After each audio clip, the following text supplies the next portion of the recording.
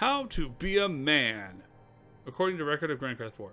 Strong, valiant knights, hot maid chicks, vampires, werewolves, voluptuous naked women, epic battles, blood, gore, and feminism?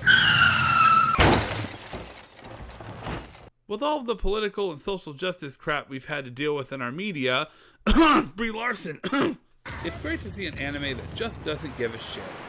You get everything. Girls in skimpy outfits at the whim of a horny earl, a strong Valkyrie chick who fights and slaughters hundreds, you know, until she gets hit by a single arrow and dies faster than playing Cuphead on Expert.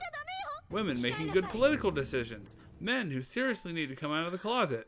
A violent token minority. And dancing. The core two characters are a man and a woman that work together? Remember that? Remember when everything wasn't so one-sided? So there's two groups, the Factory Alliance, which doesn't have any factories, and the Union, which isn't very well united. They're at war, and there are bloody battles, ambushes, a changing of allegiances, betrayal, and there are teenage werewolves, vampires, and witches somehow. Every leader has a crest that may or may not give them power, and the Alliance wants to Our green-haired protagonist, Theo Cornea, whose name rhymes depending on your pronunciation, whose last name reminds me of Beavis wearing a hoodie looking for toilet paper, and Silica, a mage girl, who together form a contract and want to fight the darkness.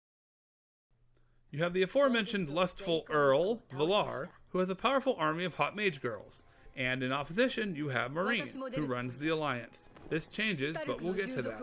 There are a handful of other characters who fit into some royal hierarchy, but we're going to talk about this dude, Alexis.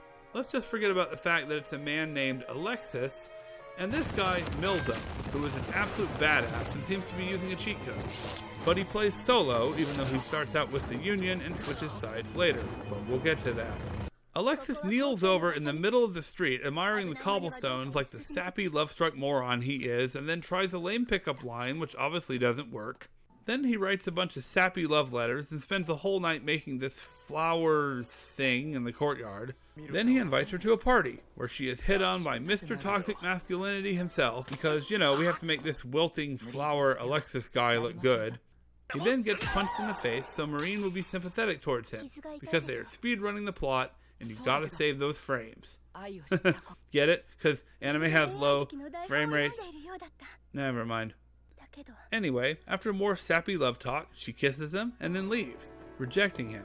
But later he gives a bunch of children money, and talks about his royal title, and that he's going to run the Union. Apparently that's all she needs to agree to marry him. So if you smother a woman with gifts, she will marry you.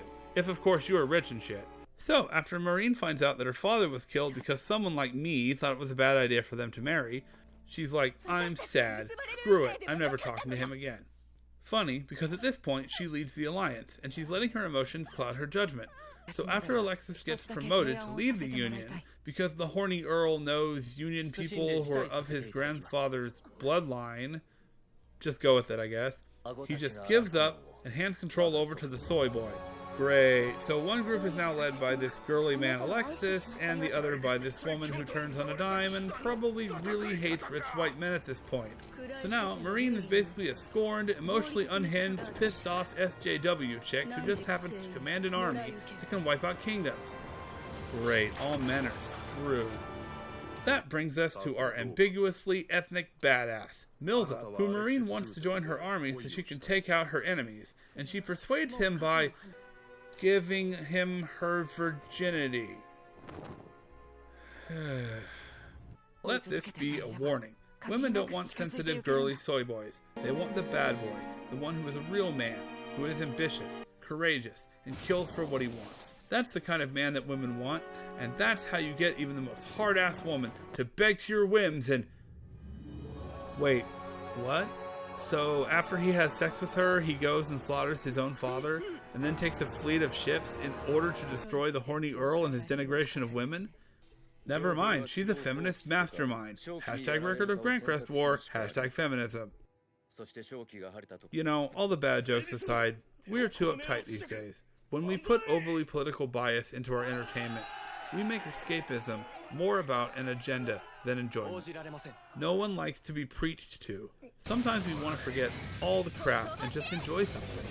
We need to be less easily offended and more willing to talk it out, even to those who disagree with us. All of us have to live in this crummy world together. If we're going to coexist, we can't be at war with each other. This is Dan T at Twisted Banana Productions signing off to go apologize for an offensive Twitter post I made 10 years ago.